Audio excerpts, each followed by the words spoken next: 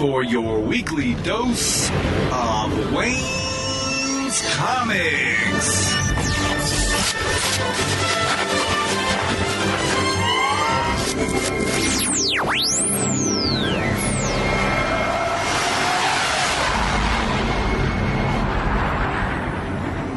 Welcome to episode 253, and happy Halloween!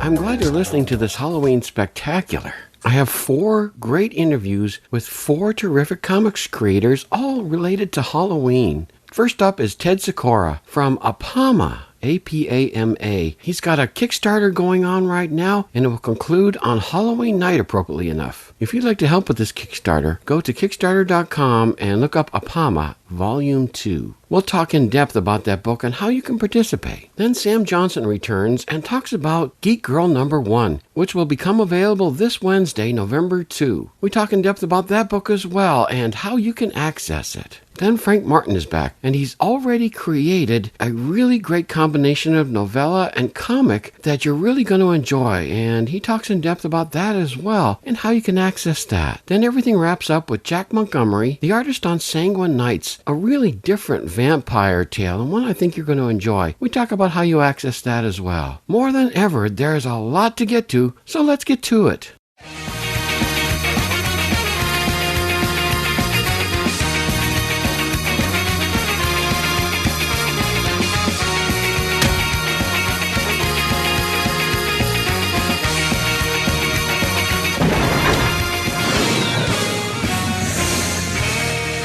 I thought I told you to stay out of this.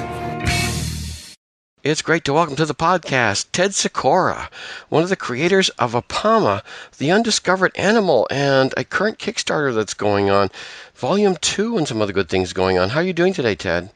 I'm great, Wayne. Thanks for having me. It's good to talk with you, and we were just talking before I started to record that I spoke with you first, I think it was at Space up in Ohio this year. That's where I think I got the trade, and I also got the disc.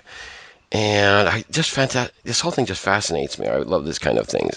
And I also saw you at New York not long ago. So you're doing the same convention tour, it seems like that we are, that Richard Rivera and I are going around doing. Well, yeah, we're starting to branch out a little bit. We've stayed regional, but New York is as far as we've gone, but that'll be beaten when we go to Stan Lee's Kamikaze in Los Angeles. Are you doing that one? No, we're not doing that one. I wish I could go to that one, but unfortunately, no. We're going to be going to a Tampa Bay. It's a MegaCon Tampa Bay for the first time they're doing that, and we'll be there. So, oh man. Will your Kickstarter be done by then? October 31st. Apama, the Undiscovered Animal. Of course, everybody wants to know what in the world is an Apama, and of course, you even put that question on the cover of the trade. Do you want to talk a little bit about what an Apama actually is, or if there actually is such a thing? Sure. Well, it might make sense to tell it sort of in order, starting with the film. Okay. So Milo Miller and I co-wrote Hero Tomorrow, and we've been huge comic book fans our whole life. Mm-hmm. And really what we wanted to do is have this sort of indie film that had this comic book love baked into it. Mm-hmm. So it's about a guy, it's a love story, dark comedy, and the guy in it has an idea for a superhero. He's a struggling comic book creator. Mm-hmm. And his idea for a superhero is based on the premise that so many heroes are creature-themed, but all the good ones have already been taken. Mm-hmm. You know, the spider, the bat, etc. Mm-hmm. So he decides, well, I'm going to make up an animal that's so powerful yet stealth. Mankind has still yet to discover this. And he calls this an Apama. And his superhero is Apama, like Wolverine is, Wolverine. Mm-hmm. Mm-hmm. Well, this really makes no sense to publishers. That's part of the humor of the movie. And Apama was originally made for the movie to be this idea that he just couldn't sell. Mm-hmm. And a really hard to explain idea at that, you know. So his girlfriend in the film is an aspiring fashion designer. Mm-hmm. And for Halloween, speaking of, mm-hmm. she has big party coming up, a big networking, thing that she wants to impress some people. So she makes her own costume, but she also makes him a costume of his own character, Apama. So what could go wrong with that? He starts wearing. He's not content to just wear it on Halloween. He starts going out at night, creeping around, looking for crime. All kinds of weirdness goes on, and I won't tell you how it ends, but the movie it debuted at Comic-Con International in San Diego, and it played film festivals really all over the world. And one of the things we heard over and over was, his Apama idea is kind of cool. You guys really ought to try it as a comic book. And we thought about this Apama idea a lot for the movie, and we were thinking, well, if this really was a book, and it was about a guy who discovers this thing, and we just decided, all right, what if we just do the book that was in his head? If he could have just got Apama published, what would that be? So we started from zero. The movie's its own thing. But this is the book then, Apama, the Undiscovered Animal, is about a Hungarian ice cream truck driver in Cleveland who discovers the spirit force of the most savage creature mankind has never known. I got to ask, why that particular circumstance? Which one? the Hungarian ice cream truck driver. That's not many comic characters are Hungarian ice cream truck drivers in Cleveland. Why did you decide to go that route? Well, I mean, that is kind of the reason in itself, because we wanted to do something very different. It takes a lot of effort to put out a comic book, and we thought, if we're going to do this, let's do something that people haven't seen before.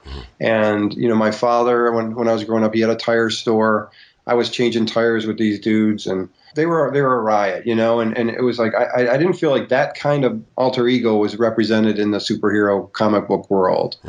So, yeah, I mean, he drives an ice cream truck, so he's not brilliant like Peter Parker or Reed Richards, right? He's not wealthy with a ton of resources like a Bruce Wayne, Tony Stark. He's not a honed warrior, and it becomes a very different kind of book because, he's got the problems of a guy who, drives an ice cream truck for a living, and he's not the smartest dude either, so where, you'll go through an issue of Spider-Man and Peter Parker just methodically figures something out. Our character thinks he's figuring something out, but he's completely wrong, But you're right, that is something we don't see very often, because to be honest, everybody who's a hero is either the smartest or the luckiest person we ever get on the planet. And I kind of get a little tired of that sometimes. It was nice to actually read about somebody who was a little different, who had to struggle and had to think things out and had to take on different circumstances than, say, a Batman or a Spider-Man might. And I like that. And, of course, setting it in Cleveland, of course, is something interesting. Are you a native of Cleveland? Yes. Okay, so you are. Sorry. And we were talking just before we started to record also about the fact that your Indians just won the chance to go to the World Series, which is going to date when we record this a little bit. But congratulations again for that. I'm sure you're very thrilled.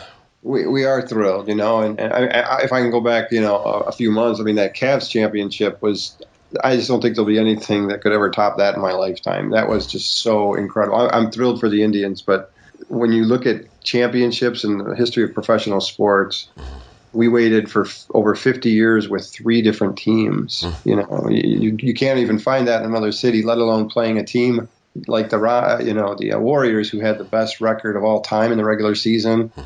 And we were down 3-1, which has no one's ever come back from 3-1 in the finals. Like, the whole thing had so much drama points. It's just like, I don't know. I'm still on cloud 9. Enjoy it, man, and have a great time with it.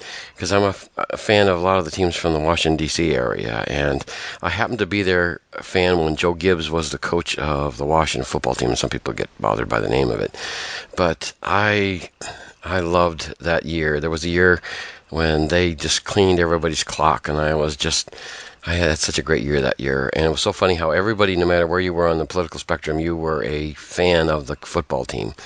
And those of us who couldn't talk about any other subject were talking about the football team. And it was just, it's the kind of thing sports does. It brings people together. And I'm sure you guys are going to have a great time. Hope they win for your sake. But, even if they don't, I think you're going to have a wonderful time. Yeah. We're thrilled to have the opportunity. And yeah, I remember those Joe Gibbs teams. Like, isn't he the only coach who's ever won Super Bowls with, 3 different quarterbacks? Is that him? That's very likely. That man was a genius. He could sit there and make the miracles pop out, and we'd all be sitting there watching home and go, how did he do that? We're glad he's on our team, kind of thing. But they haven't quite been as lucky since then, so we may be hopefully won't have a drought as long as you guys have had, but we'll see if we can't get some. Okay, back to Cleveland. See, I'm fascinated, too, about the fact that you're basing this in your hometown. Have you ever read a strip called Captain Kentucky? No. There was in a Sunday paper in, I can't remember the main city in Kentucky.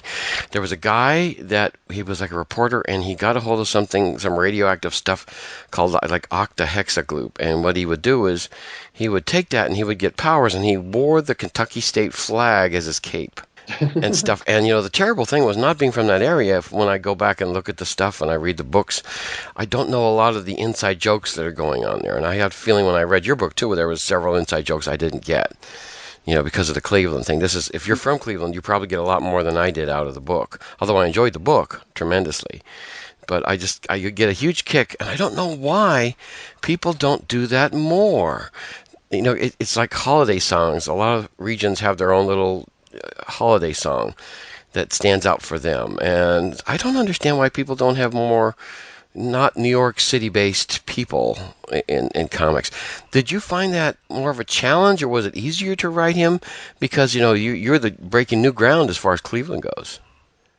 We did find that, Cleveland was just a blank canvas for this kind of story, and Cleveland has sort of a brand too, and it's kind of nice to tap into that, and a lot of the reviews, we've gotten on the book, even if people aren't from Cleveland, really like that it's set there. And we try not to do too many wink kind of things, that would be Cleveland specific. But just the fact that when you would read an issue of Spider-Man, there's probably, I know there's a lot of New York kind of things in there. Mm-hmm. We tried to, just tell the story as if we were, imagining this universe from day one, and, all the heroes are born before your eyes, the villains are born before your eyes. And, looking back at what Stan Lee and Jack Kirby and Steve Ditko did all those, decades ago. And that's the kind of story you can no longer tell in the Marvel and DC universe, where you're starting and it's something new. Everything that happens in Marvel's Manhattan is kind of under this umbrella of the city has seen this so many times. They've seen Galactus come, they've seen everything. And it's like, in our world, this is the first superhero they've ever seen. And I think that gives it hopefully a fresh take. I always get a kick, because my brother always likes to say that New York City should have been rebuilt 8 times by now. Yeah. Because they keep devastating huge sections of New York City every once in a while. And then the next time the comic comes out, back up. So yeah. We always get a huge kick out of that. As far as Cleveland goes, did you... Because you got the second volume coming out. Did you kind of have fun with it? Was there some business or something that maybe you thought should get a black eye or something, and you kind of decided to go and have some fun with them or something? How did you go about doing that? Or did you kind of stay away from that and just try to be a real positive as far as a representation of Cleveland? We just try to be authentic. There was a show called The Drew Carey Show that was set in Cleveland. Mm-hmm. Have you heard of that one? Yes, we've seen it many times. Okay, and I always felt that show, it was a good show, but I also felt it was a little too rah-rah Cleveland, we wanted it to be what Cleveland is, and there's an authenticity to Cleveland, and we don't try to overstate how great it is. We think it's great, but we don't say that. We'll show you what's great about it by the people who hang out there, that drink the coffee, and that are just living in this environment. So I haven't had an axe to grind with any particular business or anything like that.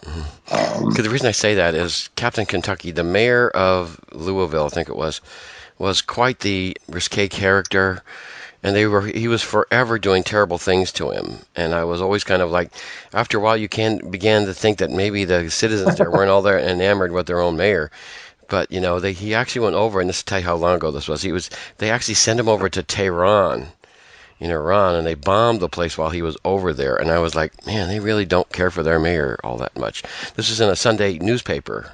Wow. And it was just so interesting because it's kind of nice that you're actually not going that route, that you actually have a more realistic spin on it and having these things happen as if it were in a current day Cleveland kind of stuff, which I like about it too. One of the things I thought you guys did a really great job of setting up the characters, that they're believable characters. A lot of comics, you kind of get to know them as a stereotype a lot of the times, but your ones, the way you write them, particularly the main character, I really got to like him. He gets beaten up occasionally, which is, I always thought, the X-Files, one of the greatest things about that was that they were forever getting the tar beat out of them, and they were ending up in hospitals and things like that. And with your book, you take a much more realistic move as far as the superhero genre goes.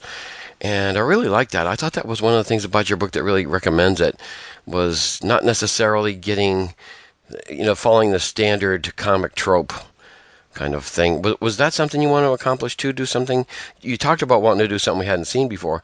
As far as the hero goes, was it he to be more human, a little less noble? Well, yeah, again, it's looking at what Stan Lee, when you look at how I mean, a lot of people argue about was it Stan Lee or Jack Kirby or Steve Ditko who did what, but it's pretty irrefutable that Stan was the one who brought the humanity to the characters, because you can look at what Jack Kirby did before he teamed up with Stan Lee, and very interesting, Challengers of the Unknown and things like that, but the humanity of the Fantastic Four is not present in those characters. The Fly is not Peter Parker, Right. So to me, that's what always made those characters so great. I mean, obviously the illustrations and the design are fabulous.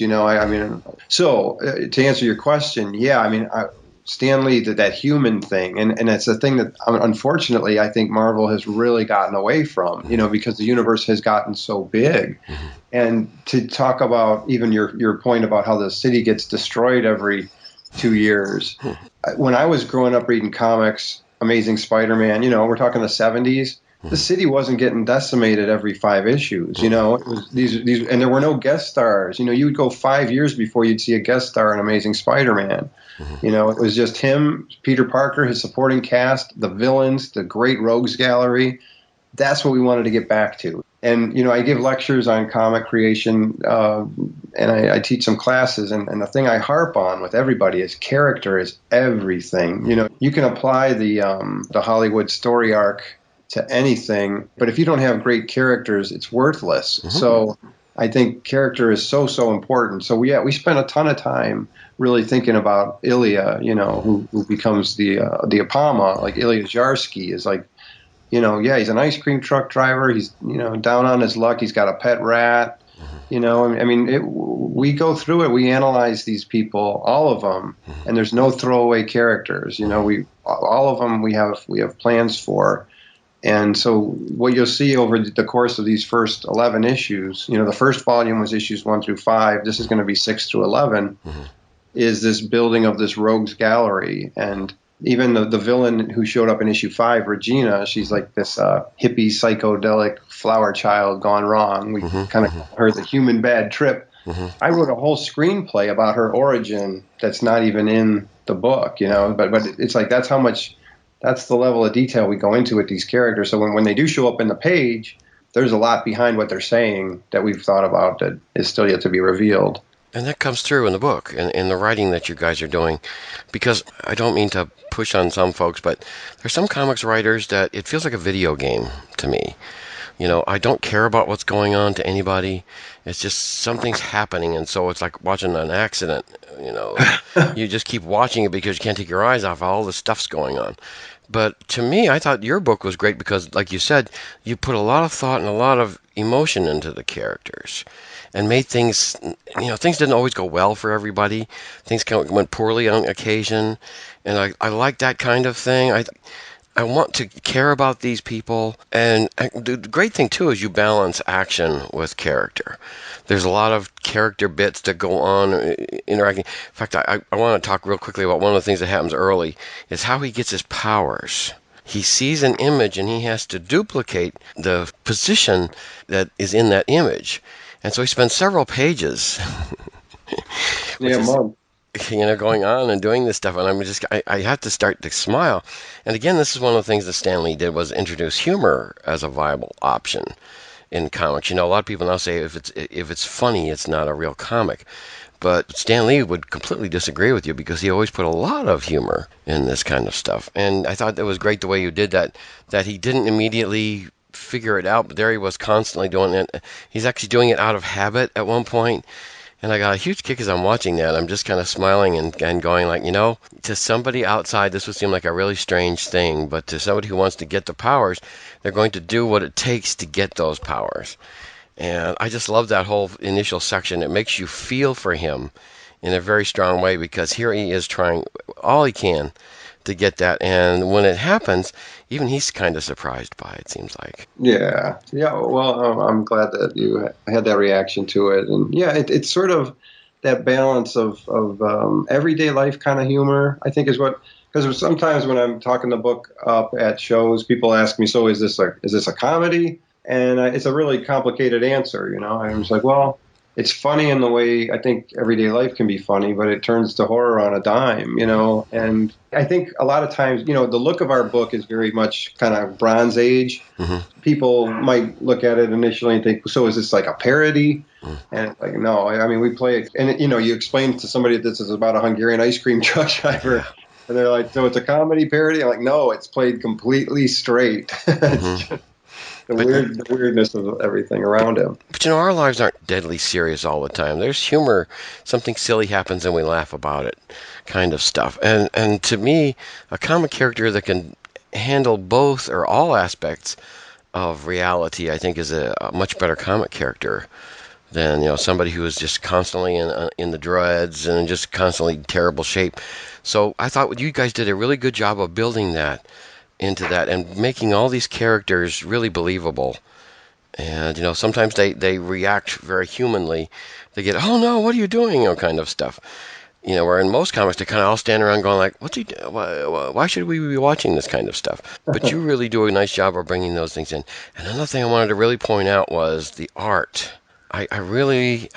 Somewhere John Buscema is going, man, he's got the spirit of the Apama in him. I think your artist, and let me see if I can pronounce it right, Benito Gallego? Yeah, I think it's Gallego. Gallego, okay.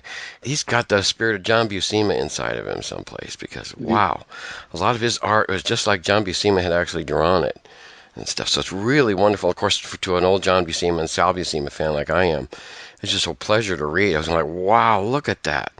It's so great to see somebody that can still do Buscema and make it look really good and make it vibrant. I really loved it. Well, absolutely. We were so blessed to get Benito on board. And what we did is there was a website called deviantart.com, and, a lot of artists contribute to that and post their portfolios.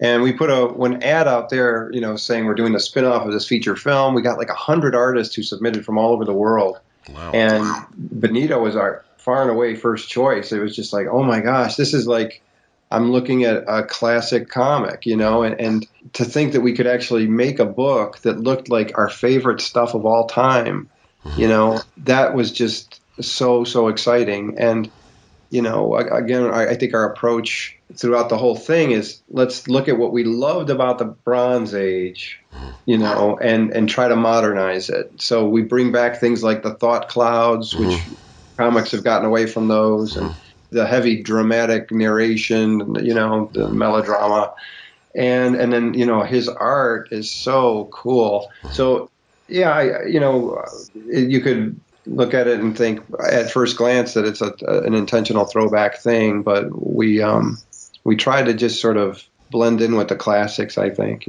Well, this is the kind of thing that indie comics do the best, I think, is that you don't necessarily have to be a parody. You don't necessarily have to be anything. You just tell your story. And, we're so fortunate today in the fact that we've got like Kickstarter and all these other things that make like Apama possible. Because, I worry, and every once in a while I fret out loud about the fact that I wonder how many wonderful stories we missed because Kickstarter wasn't there to help make them happen. Yeah, it's a wonderful platform, and we primarily use it to get the printing done because you get to a point where we kind of create the pages, but to get the printing done is going to be like a $7,000 bill, So and that comes all at once. So it's a really nice way for us to raise that printing money. And then, hopefully we can cover enough to get we're about 90% now on this campaign. So, we'll definitely get there.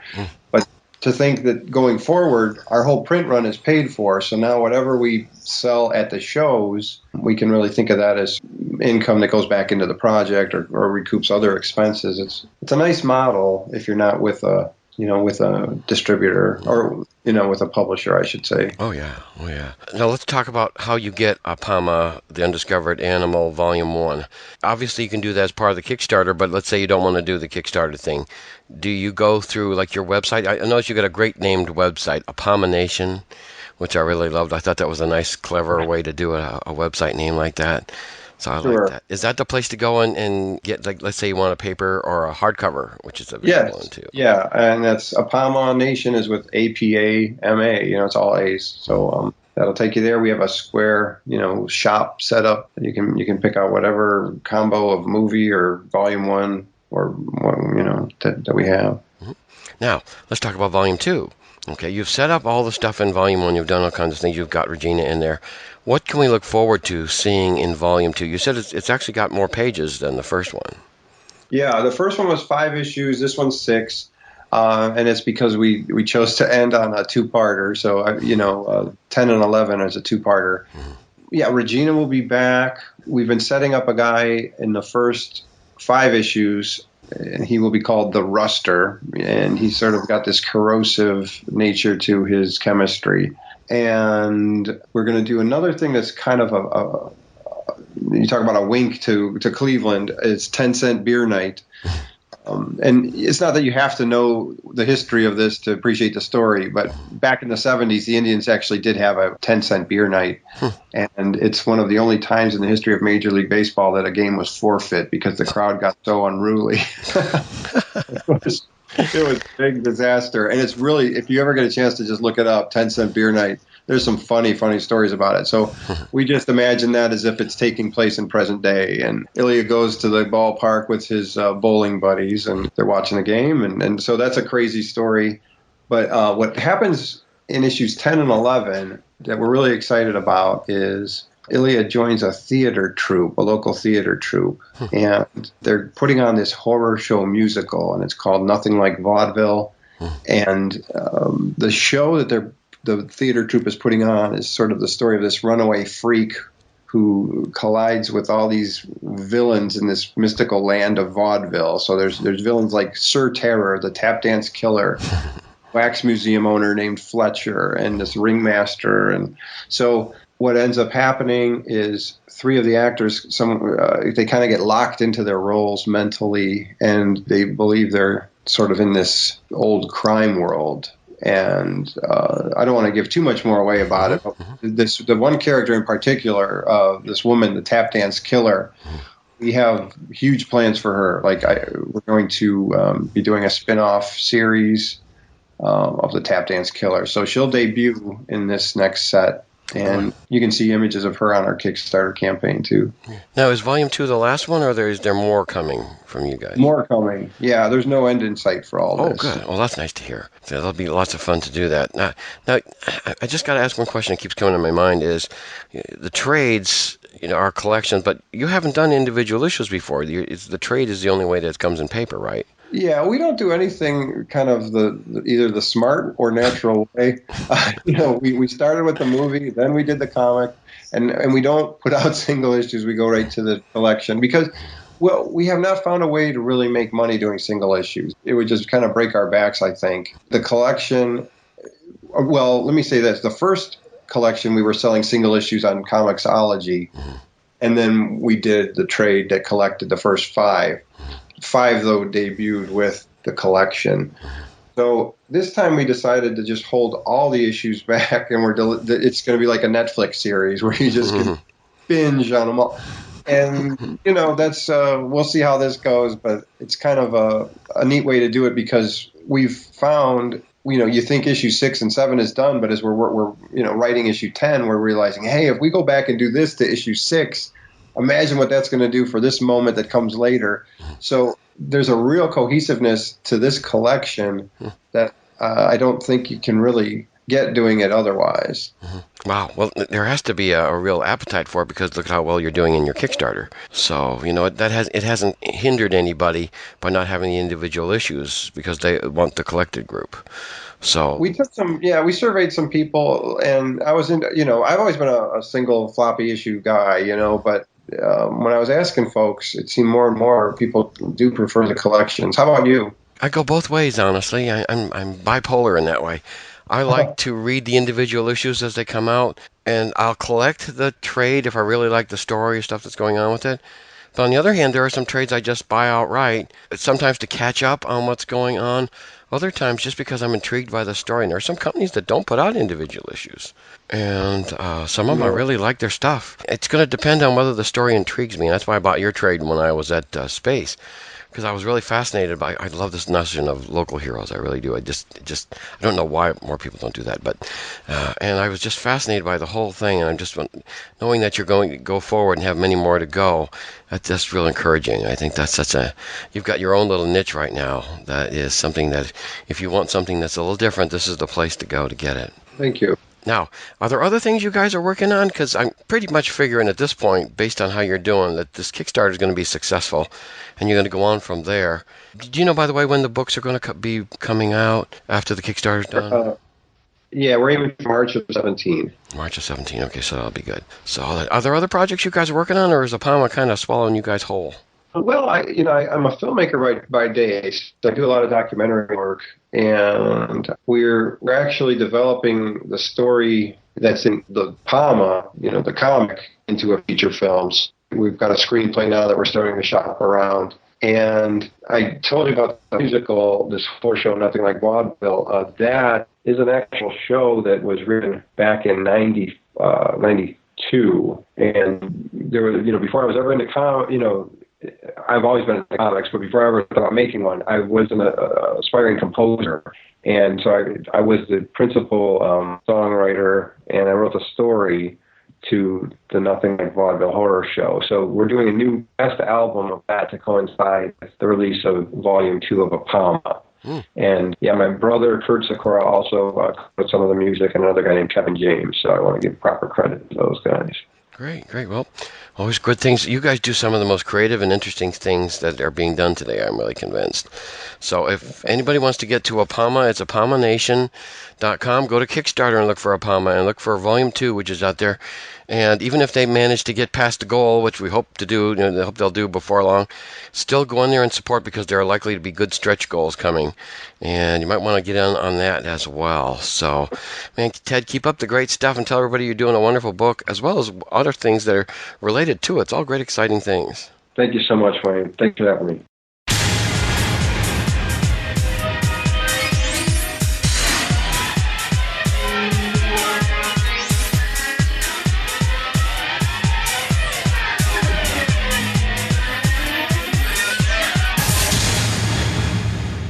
It's always great to talk to Sam Johnson, creator of Geek Girl and many other good things. And got a big special thing happening this week. How you doing, Sam? Hi, Wayne. I'm good, thank you. How are you? So what's going on as far as Geek Girl goes? The series which I've mentioned to you before, having been on your show a few times, is coming out. The mini series. We've had Geek Girl Zero a while back, but we've got the mini series launching November 2nd with issue 1, 4-issue monthly series. Great. So let's talk about how you get the book. Is this a digital basic one, or is it available in shops? How is this going to happen? It's in some comic shops. We've done like a limited edition for comic shops. You can get it at Indie Planet. There's a few variants, and they should all be up there. Comicsology, and other than that, if you go to the Geek Girl comic book Facebook group, if I've missed anything, it'll be on there. Okay, great. Now, for those people who may not understand who Geek Girl is, why don't you give us a little background on the character? So yeah, Geek Girl is a character I created a while back. We had a Geek Girl Zero. We had 3 printings of this, and that's what kind of why the Geek Girl Facebook groups sort of existed and built up. So Geek Girl is Ruby Kay. She's a hot college chick. She lands these pair of super tech glasses. They give her super strength and flight powers, but there's some sort of glitch in them, and they're also messing with her brain. The initial effect of this is making her super klutzy, but things are going to develop from there. So yeah, Geek Girl 1, we recap the origin for those that didn't see Geek Girl 0, but Geek Girl 1, this is kind of Geek Girl proper, in that basically issue 0 was Ruby and her college friends and landing these glasses, and now this is Geek Girl getting thrown into the world of tights and capes. Mm-hmm. That's interesting too, because you say that she's not necessarily somebody who's given to that kind of thing. You know, how does she take to this whole thing? I mean, it's just kind of interesting because she doesn't seem to be any kind of a comics fan or a geek in the purest sense of the word. So No. I find it really interesting that she kind of takes to this. So what makes her do that? Well, the thing with Ruby Kay and with Geek Girl is it's not just Ruby Kay, Geek Girl, it's also Summer James, who's her best friend. Now, Summer is the one that her dad's a comics geek, and she's into the whole superhero thing. It's her that puts the idea in Ruby's head to use the powers in such a way as we as comic fans are familiar with, which Ruby is not so much. Summer, they're both at college in Maine. Summer's a fashion designer. Summer designs her costume. So Summer comes up with the name Geek Girl. So basically, Summer is kind of the driving force. It's Ruby that's got these glasses, but Summer's the one kind of pushing her in this direction. So Ruby is kind of going with it, but she doesn't really know what the hell she's doing. And at the beginning of issue 1, we see her, she's flying about looking for crime, because this is what you do if you're a superhero. Mm-hmm. She's not been getting anywhere with this. As I say, she's kind of clueless about what she's meant to be doing. But then right there, the Neon Girl, who's the big shot superheroine of Maine, where they live, gets blasted through this billboard by this mysterious new villain called Lightning Storm. And Ruby's kind of forced to step up because Neon Girl gets hospitalized, and this dangerous character, Lightning Storm, is out there. And Neon Girl is like, I don't know when or even if I'm going to get out of this hospital. So you dress like a superhero, so you need to act like one, and you need to stop this lightning storm. Mm-hmm. And it's really interesting because one of the things I enjoy about your writing is the characterization. I think that you do characters and dialogue real well. And the fun conversation that takes place, even though she's in a hospital bed, between Neon Girl and Geek Girl is just Neon Girl throws out these wonderful expressions that I have to say just made me like her very much, because she talks to Geek Girl, says that she just bumped into Lightning Storm, and she said, "Well, bump into her again hard." Yeah. She goes hard. I love that. Yeah, well, Neon Girl is a badass, and she's also increasingly succumbing to the effects of the morphine she's on while in that hospital bed. But yeah, Neon Girl is no nonsense. So when this Ruby presents herself in a superhero costume, but is all I'm not really sure what I'm supposed to be doing. Neon Girl is, well, I'm telling you what you're doing. Which is really good, because as a character, we feel for her, because let's face it, those of us who are geeks would love to be in the situation where she's in, where we have these powers. And of course, it always falls to the non-geek to get the powers, and these kinds of good things, which is always great fun, because they have to learn the things that we know as readers. And that's great fun for her. The thing that's so interesting about her is she's flying around for several hours. She doesn't know what to do. She's just, like you're saying. And when all this stuff happens to her, she's kind of floored by it. And you can see, and the artwork is really good too, I think, in this very first issue. It's really strong. And we get to see her reaction to all this when, after flying around, she's kind of a little bored, seems like, on her expression on her face. But when all this stuff starts to happen, she begins to realize this is serious stuff. Yeah, that's right. I mean, when we're saying that Ruby is a hot, popular college chick, she's not what we traditionally see as a geek. But this is, as you mentioned about characters, this is going to be a character development thing. So, how Ruby starts out and when she ends up are perhaps going to be different things, and that's partly going to be due to what she's dealing with, but also the way the glasses are affecting her brain waves, which she's not necessarily aware of. So yeah, I think I've veered off a little bit. That wasn't your question. What was your question? Well, that pretty much answered it, I thought, pretty well, as far as the things go about how stunned she is by what is really involved in being a superhero.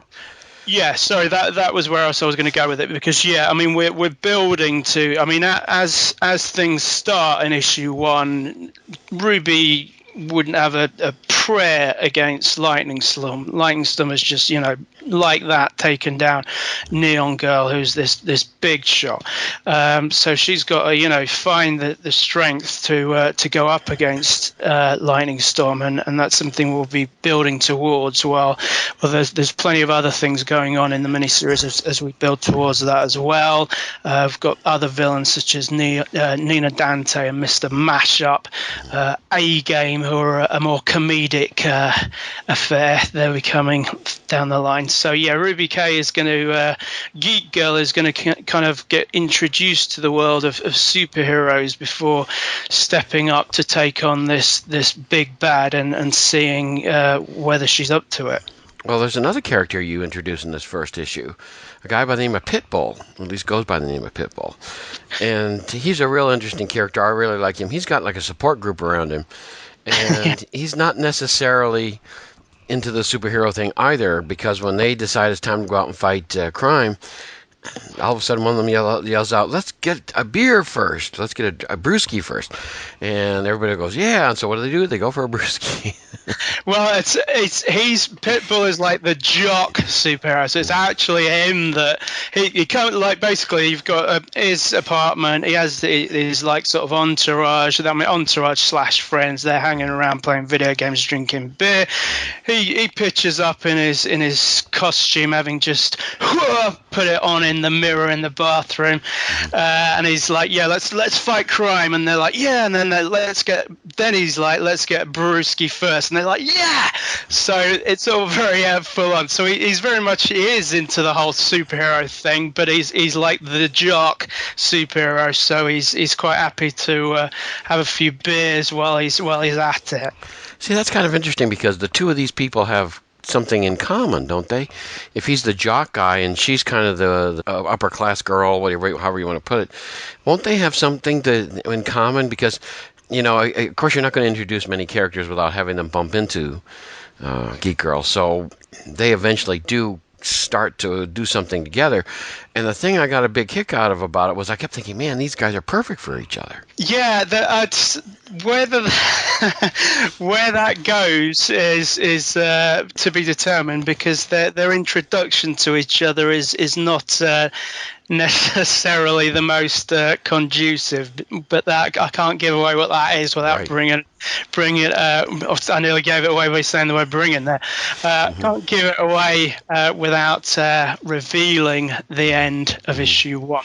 But that's an interesting point. But having said that, I mean, Pitbull is this this superhuman jock, but what Geek Girl is projecting is he's not going to necessarily pick up from that on who Ruby K is and what she's about.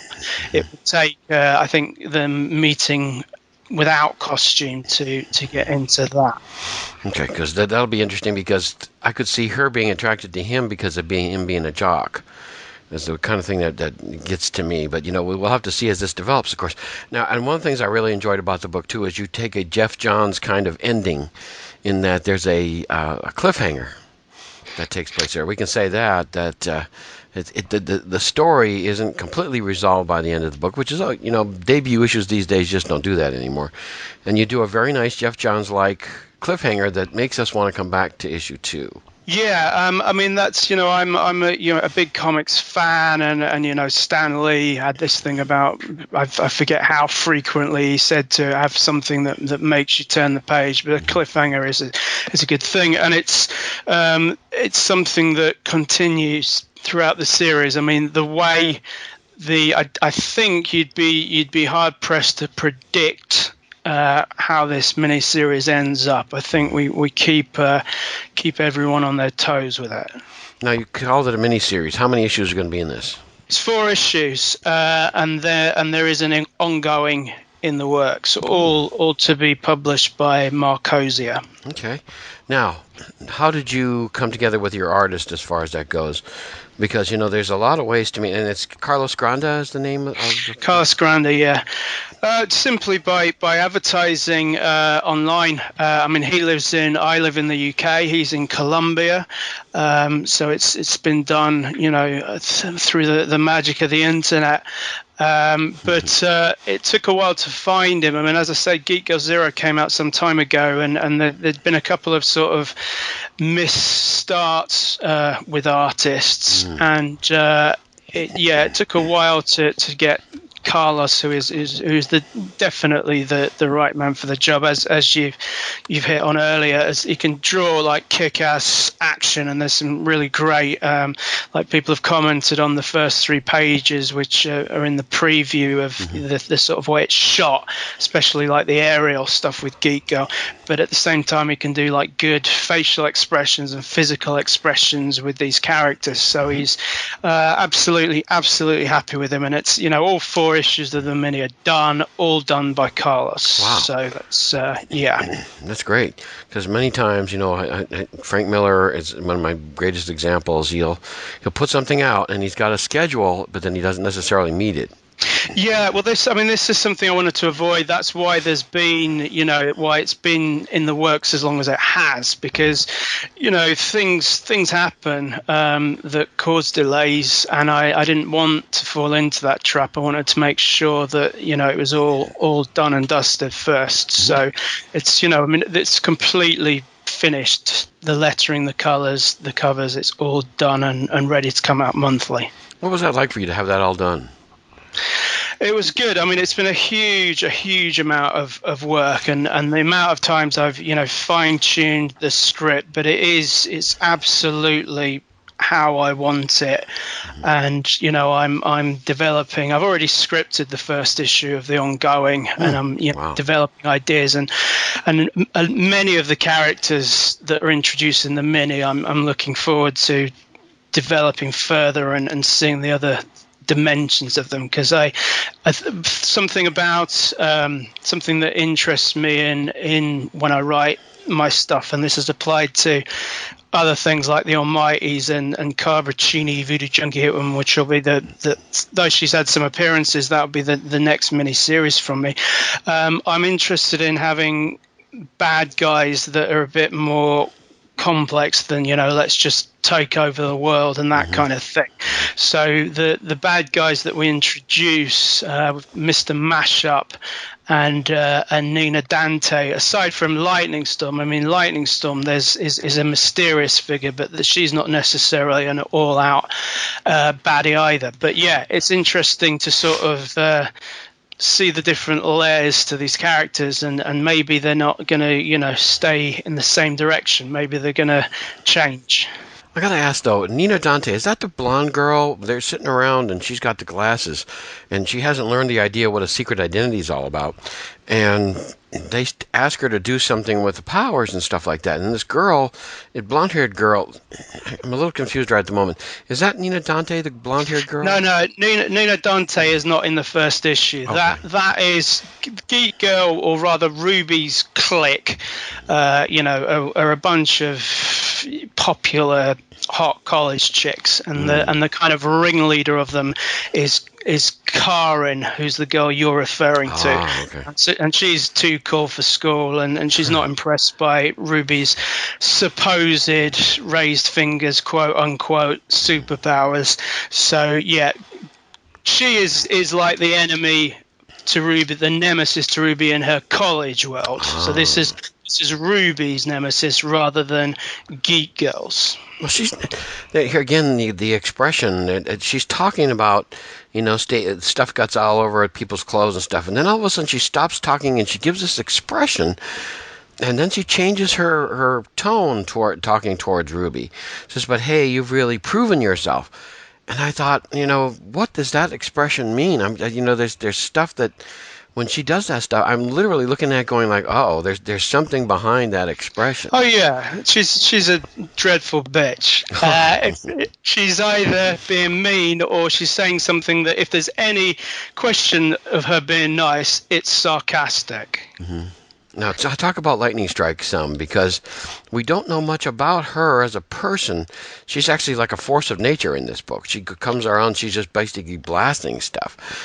And yet, both times that we've seen her, she interacts with Geek Girl. And I'm kind of wondering, is there some kind of connection between the two of them? Well, no. I mean, it's not. Geek Girl gets into this by, she's flying around looking for stuff, and this is what she happens to come across now. So we've got two encounters with Lightning Storm in the first issue. The first one is the incident with Neon Girl, but then what happens later on is Geek Girl is looking for some to hear some sort of lightning strike or something to know where to find her. So she goes for Lightning Storm, but where Lightning Storm is at that time, Lightning Storm is then targeting Pitbull. So first issues, it seems like Lightning Storm is trying to take the big gun superheroes of the map. Okay. But this is an enigmatic figure. So the direction things go in, you'll think one thing, and then there's a curveball thrown in as we go through the miniseries. So again, it's a layered character that is not as clear cut as she may appear to be at first, and very much a mysterious figure. I mean, Lightning Storm after the first issue kind of goes into the background as we build towards the climactic battle with her and Ruby, and we're concentrating on other characters in issues 2 and 3. I got to ask about one more character, and it's the major superhero girl's brother.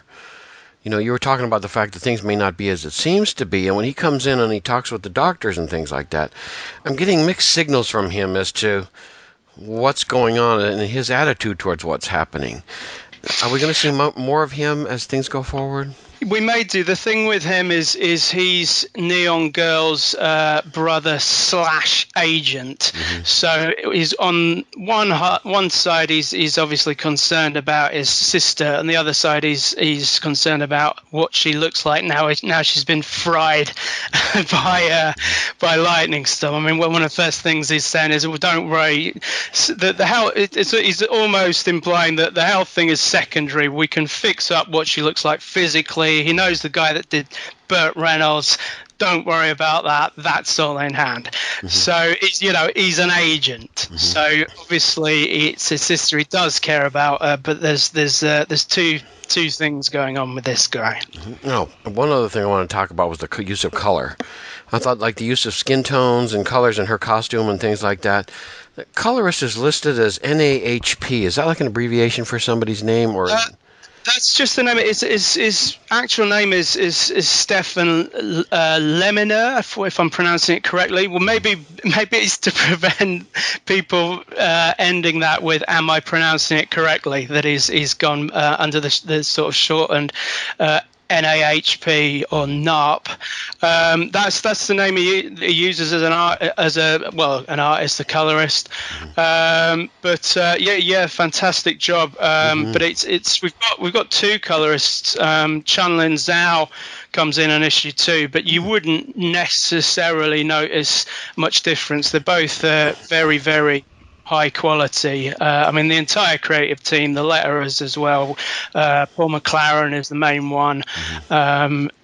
Mike O'Connell does issue 2.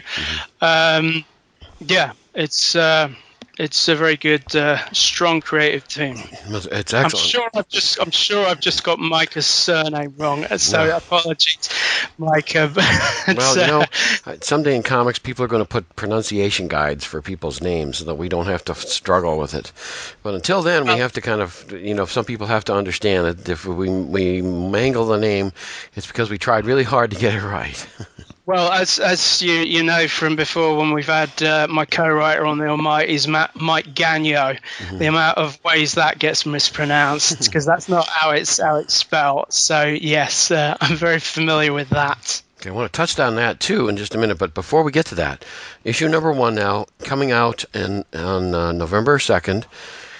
When is issue 2 scheduled to come out? If you said you're pretty much done as far as issue 2 goes, are you going to do it monthly? How's it going to come out? Yeah, it's going to come out monthly. I'm putting it together for the printers this weekend, so I'll be looking at the date. So it'll be more or less a month after. I haven't decided on the exact date yet. I mean, one thing I'm considering a little bit with issues 2 and 3 schedule is we're coming out in December and January, so getting the timing right so they don't get lost amid Christmas and New Year. But I mean, it's early December it will be. Okay. And also, just to clarify there, issue 2 is lettered by Micah Myers. That's his name. Okay. And not the Michael Myers, but a Michael Myers. Not Michael Myers. Let's not confuse it again. Micah, M-I-C-A-H. Okay. All right, good. So we want to make sure we get people's names right if we all can, which is a great thing to do that. Now, you brought up Almighty's. You've mentioned that Geek Girl you've got big plans for, the 4-issue miniseries, and then you're going to go on to an ongoing. How's the Almighty's doing these days? You and Mike, are we going to see more of the Almighty's in the future? Yeah. I mean, you can still the second print of the Almighty's, for people that aren't aware, it's a comedic super team. It's kind of pokes fun at the genre. It's comprised of 2 characters by Mike and 2 characters by me, and we've had an issue 1 and an issue 0. The issue 1's got a second print. You can still get both of those. The website's almighty'samass.com, and there's a free digital preview comic of it there as well, so you can have a look at it first. But yeah, that's as that stands, that's a series of one shots effectively. So the third one is well underway. I think we're up to page 19 on the artwork. So yeah, there's more to come of that. I mean, the thing with that is, whereas with Geek Girl it was kind of me and Carlos working on this to a fixed schedule, and Carlos not working on anything else. With the Almighty's, everyone involved in it is got other things going on as well, like Eleonora, who's the main art. We've used a few artists, but Eleonora's been involved in all of them, and is illustrating almost all of the third one. We've got a separate prologue bit with different artists, but she's the sort of constant in the art side, and she's got a lot on. She teaches, so yeah, it's something I enjoyed doing, and I want to, once issue 3 has come out, to do a collection of them. But it's this if you like a lighter take but with an edge. A Family Guy is the thing I compare its humor to most. So robot Nazis and Cockney werewolves and kebab men that work for Barack Obama for no explicable reason, all that kind of nonsense. So if you want to check out what we've already done on that, you'll be able to get them at the Almighty's Amass site. There's a cover that I enjoy. There's a meme that goes around where Batman is slapping Robin, and they're always writing that. There's one of the covers actually has one of your characters slapping another in the same exact most of that. I really like that. That always makes me laugh when I see that. Yeah, that's the second. Yeah, the infamous meme of Batman bitch slapping Robin.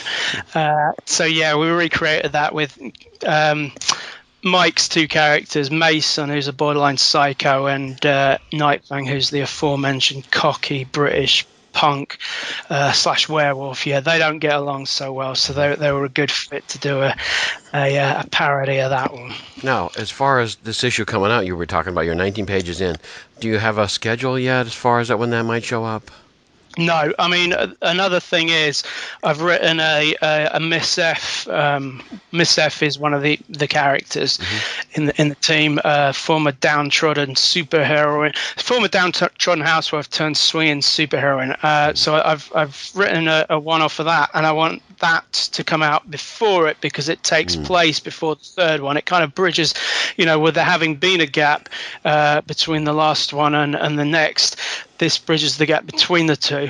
So I want that to come out first, and that's only done in terms of scripts. So we've not got any definitive schedule yet, but it's all. I mean, I'd say the third Almighty is a good way in. Okay. Now, Cabricini, how's that character doing? Because she's one of those fun characters. You'd take a really interesting twist as far as her powers go. Yeah, Cabricini, ex-hooker junkie, now voodoo junkie, who's made her own bastardized version by mixing it with other magics and using them on sort of supernatural hits.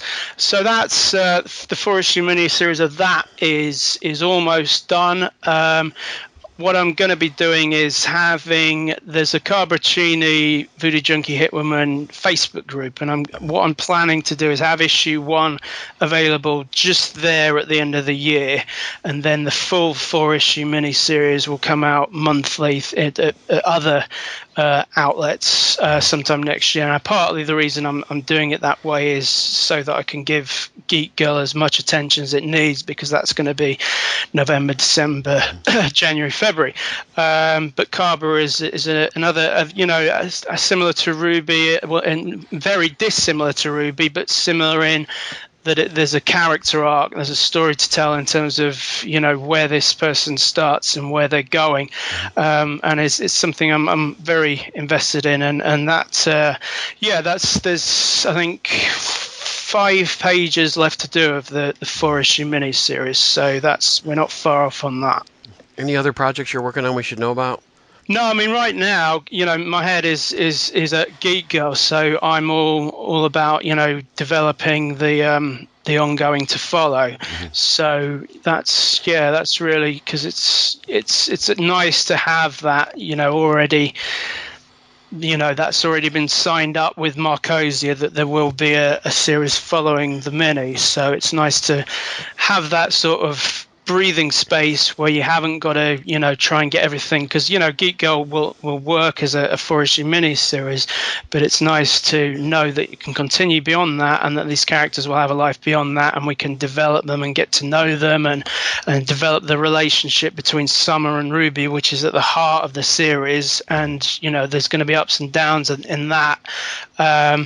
And it's actually just really struck me, though it has occurred to me before, but with that being that the center of it, when you mention about Pitbull and Ruby as a potential romantic interest, yes, that could happen, but in this mini-series, the relationship of it is Summer and Ruby, so it's quite nice to have something that doesn't have like a romantic thing, and to look at a different type of relationship, because it's quite unusual, and it's nice to get to know these two as best friends.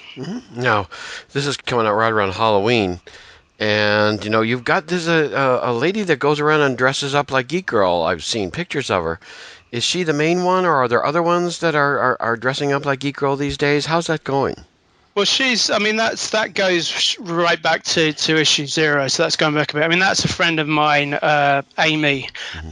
So she's pregnant at the moment, so that's not so a fair way in. So that's probably not ideal for her at the moment. I mean, people have talked about cosplaying Geek Girl, and I'm going to be. I mean, the first convention I'm doing with this is Thought Bubble in Leeds, England, which is the first weekend in November, the week the book comes out. But I'm also going to be doing the Yorkshire Cosplay Convention next year, so I'll be looking at trying to have, if not Amy, then a cosplayer in hand for that. But it's a few people have digged the look and have said they want to cosplay as us, so that's a nice thing. Very good, very good. Well, Sam, you're doing wonderful stuff as always, and I hope Geek Girl #1 is a big success, and the miniseries goes real well, and looking forward to the ongoing as well. So, man, keep it up. Thank you, Wayne.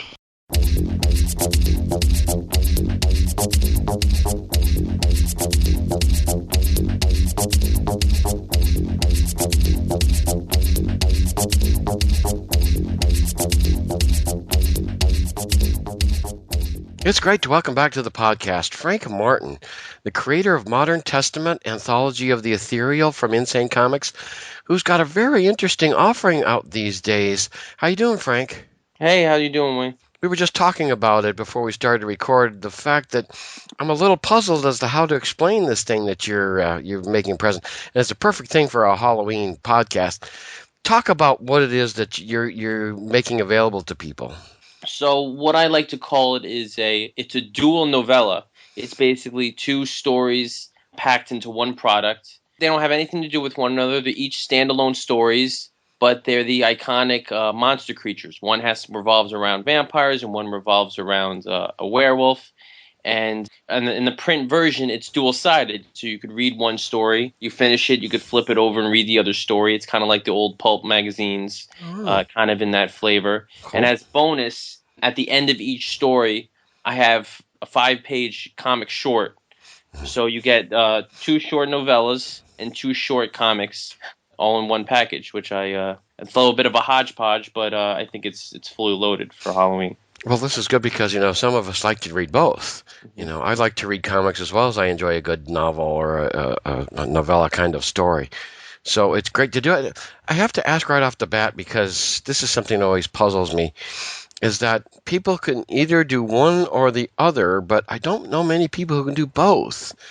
So I have to ask you, was there what challenges came to you from writing the novella parts versus the comic parts? Did you have one that you preferred, or was it's just like trying to choose from your own children kind of thing? They just have to be different. It really depends on the project. It really depends on the story.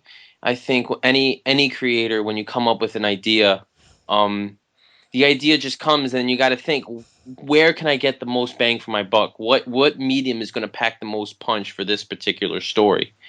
So if I came up with an idea and I'm going to say, I think this will work better as a prose story. I think this will work better as a film, in which case you got to write a screenplay. Mm-hmm. And as we see a lot of times with adaptations of comics that become movies, or movies that actually have a comic adaptation, there's pros and cons to both. So you gotta kind of see which what you can give and take for each one, because it's definitely doesn't translate perfectly. But do you have a preference between the two? I mean, or even they're talking about 3 now. You're talking about screenplays and stuff too. Yeah. Is there one that you prefer? Want to take it a step further? We could go with regular plays, stage plays, and then radio serials. We could go all night. Okay. But do I have a personal preference when writing them? Mm-hmm. Not really. Okay.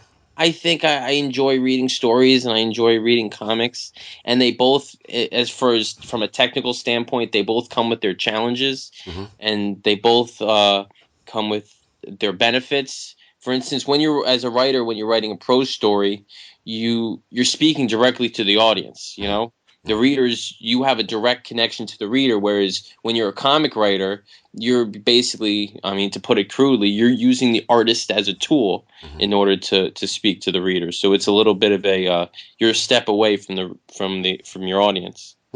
It's really interesting to me. As I said before, I think some people want to do one or the other. They don't necessarily want to do both or all these different venues. But I think it's a great thing that you like doing all of them.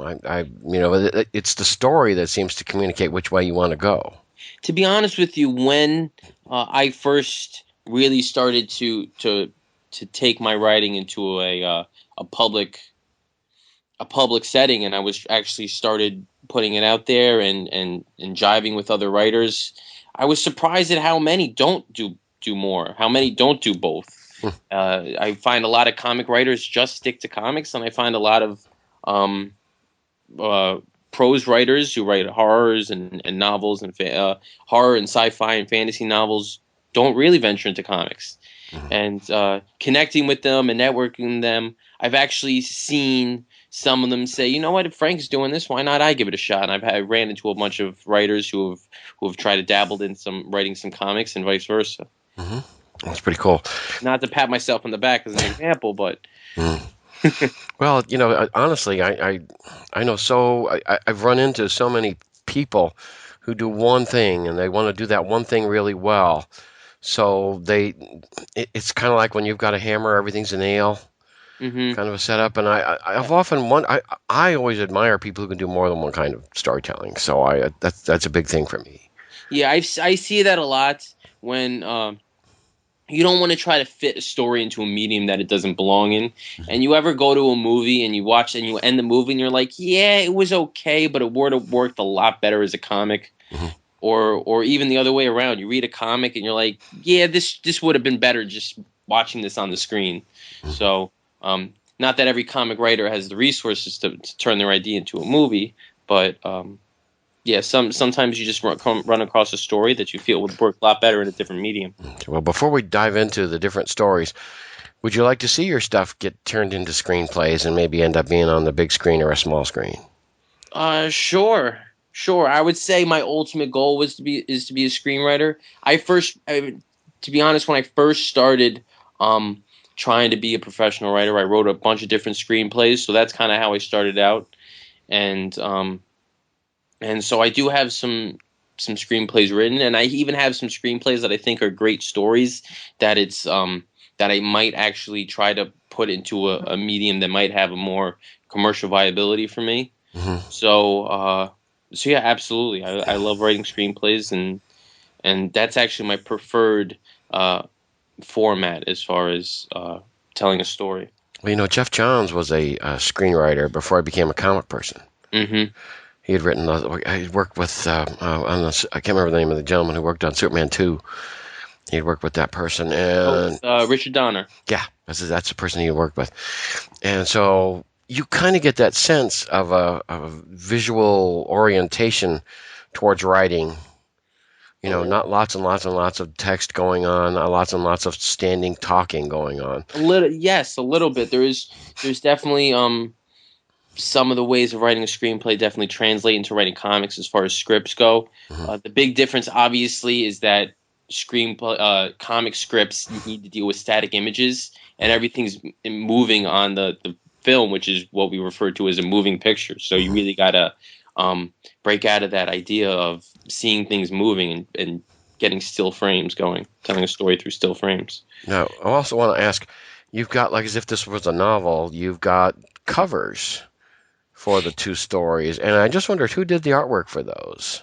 Yeah, an artist by the name of Chris Winters. He did the cover art for both stories, which were phenomenal. I believe, I think personally, and he also did the interior comic art as well. Oh. They're silent comics. There's no dialogue to them, but he did any artwork that you see. He was responsible for it, and I think he did a phenomenal job. Oh wow, very cool. Excuse me one second. I'm really interested because on the cover for the vampire one, you've got a very unique looking vampire on there, a huge mouth, sort of a venom-like tongue, and then you've got the up and down vampire fangs. And I'm just kind of fascinated by that.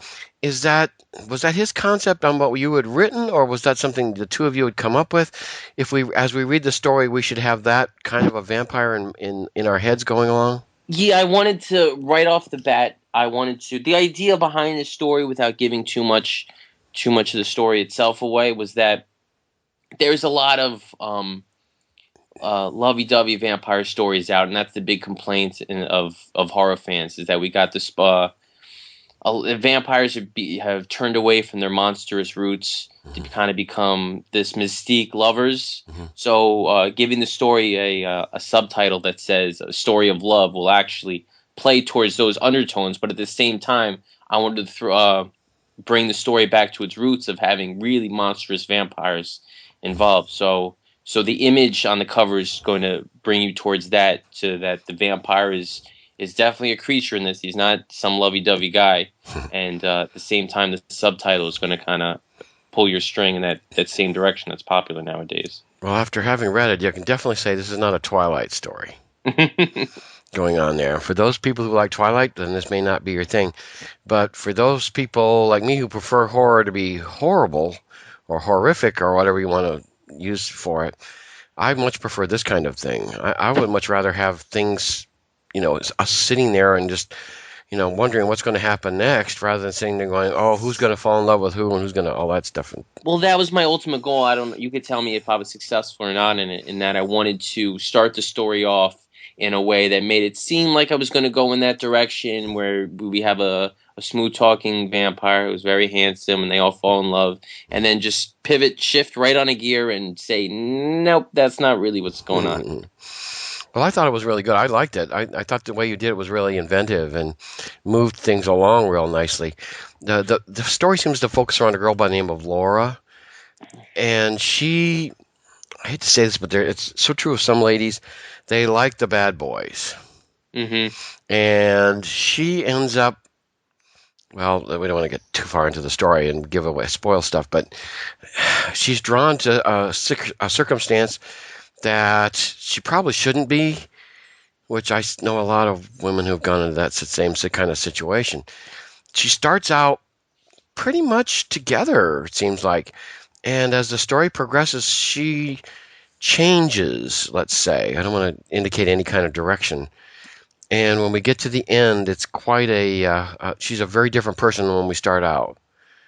And, I felt for her all the way through the process, and her sister is involved by the name of Jessica, and all these things that happen, and you do a very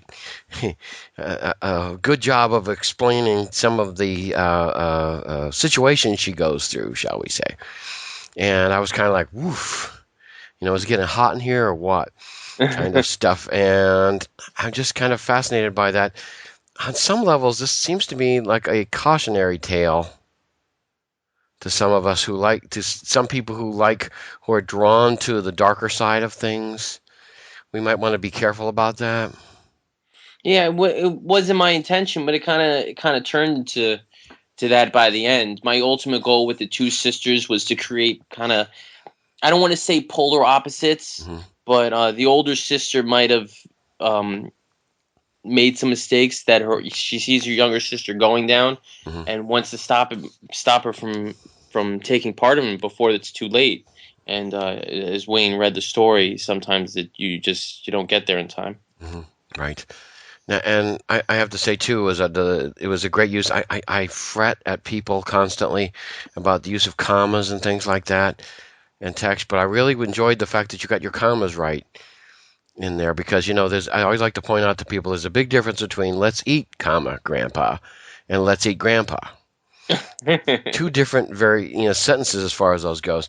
And I thought that your grammar was all together. I never stumbled over something because something wasn't quite right, and that's a big deal to me, because I read a lot of indie comics, and the commas are sort of sprinkled here and there wherever they kind of figure, oh, we need a comma about now.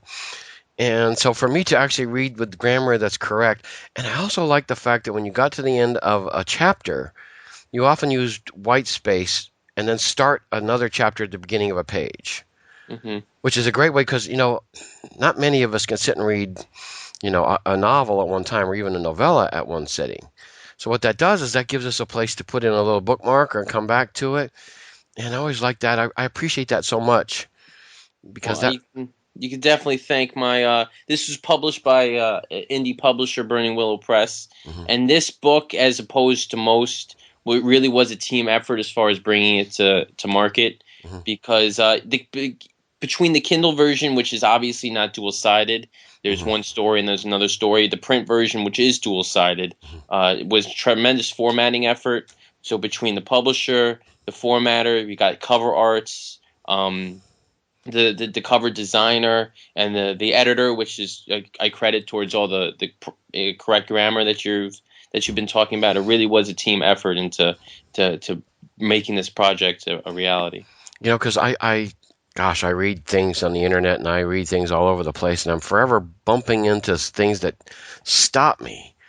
I can't keep reading that kind of stuff, and I realize people are trying to get away from that kind of thing, that's too structured in their minds, but I would 10 times rather be able to read a story that lets me flow with it than something that doesn't. So I really have to congratulate you, because it was so nice for a change to read something that actually flowed right.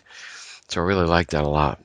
Thanks, I appreciate that. And one of the big conversations with indie writing, either comics or indie publishing just in general, is the do I want to go with the publisher route or do I want to go the self-publisher route? And self-publishing definitely has its pros in that you can really control it from start to finish. But I think that's also one of its cons, is that you're in it by yourself. When you go to a publisher and you go to a publisher that you trust and that you rely on, you're not alone. You have a kind of a team to lean on to help you and to work through it with you and to catch your mistakes, because one person can't really do it all, Oh, that's true. I agree with that. That's great. Now let's get to the comic that's at the end of the first story. It's very much of a monster story. It's Okay. I don't. This is not. Is it really a vampire story? I guess it is, in the sense that people transform and then there's a battle that takes place up in the sky. So it must my problem is I've read too many Man-Bat stories and Batman, and I'm forever thinking, is that Man-Bat? Who is that? But it actually is a vampire, isn't it? It's a monstrous vampire, I would put it that way. Okay. So my ultimate goal with the comics at the end is there's two separate comics. They're both 5 pages. They're both called Horrors of War, which I've called them both the same thing. And they're not connected, but they're very similar in that they're vampire versus werewolf stories. Which is great. The nice thing is, the great thing to me though is the contrast. You've just gotten done doing a story completely told with words, and now you get into a place where you are not depending on words. Which again, I think is just a wonderful way. I wish more writers could flex those different kinds of muscles, because I think of certain TV writers, in fact, who just volume after volume after volume, and the script's just full of dialogue, and I'm always kind of getting to I get to the end of the thing, and I'm kind of like, well, somebody hit somebody. I just literally just want somebody to hit and to do that kind of thing. But with their stuff, I was always moved along with it, and of course, so much happens in those 5 pages. Yeah, I was always a big fan of Marvel in the early 2000s. I believe did a little marketing stint called Enough Said, where they put out a whole line of comics that start to finish, full 22-page comics, didn't have a single line of dialogue. And you could call it gimmicky, but at the same time, it's an exercise. It's a challenge, and to see writers and artists try to pull that off is very cool. I always love to see trying new things. So for this, I got 2 short comics. These are battle comics. These are versus comics. They're fight comics, and that was my ultimate goal with them. We don't need to see these guys talk. Just go right at it. That's a great thing. So yeah, that was the ultimate goal, to try to pull these stories together, is that I got 1 werewolf story, 1 vampire story, and then we're going to throw in the middle 2 comics of werewolf versus vampires. So that was the ultimate mindset behind that. So the great thing is that both ways engage our imaginations.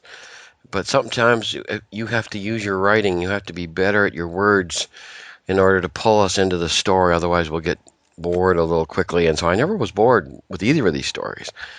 As far as it goes, I just kept flipping the page to see now what, which is always good. That's to me is a sign of something that's worth reading, is when I can sit there and just keep going and keep going and keep going. So I like that. Let's get to the second story. It's Ordinary Monsters, High School and the Final Solution. And this has less to do with vampires. It has to do with Nazis. Nazis and werewolves always Yeah. for some reasons I don't know why Nazis and werewolves always go together like macaroni and cheese. So where did the concept come for the second story? So this story was a lot deeper rooted in that in college I saw a documentary, and it was a documentary by Steven Spielberg where he went on a mission to film Holocaust survivors to record their stories before they all died out because they're getting old, you know. And this was 10, 15, 20 years ago. So reading all their stories and or hearing all their stories, I kind of got inspired a little bit in that I wanted to to bring it to a science fiction level, and that werewolves and vampires always go together. And I also, between that and another book I read by Christopher Browning, which I kind of stole the title from, which is called Ordinary Men. It was he quoted A Battalion and the Final Solution, which is basically about how the people who carried out the Holocaust were what he used in the title, ordinary men, and they weren't necessarily vehement Nazis. They were kind of just regular guys that were put into a very evil situation. And the question throughout the book was, how could regular people carry out such evil acts? And the metaphor, whether you got it or not, was to use werewolf, the concept of a werewolf, the fact that we have evil within us that can come out at any time, to express that.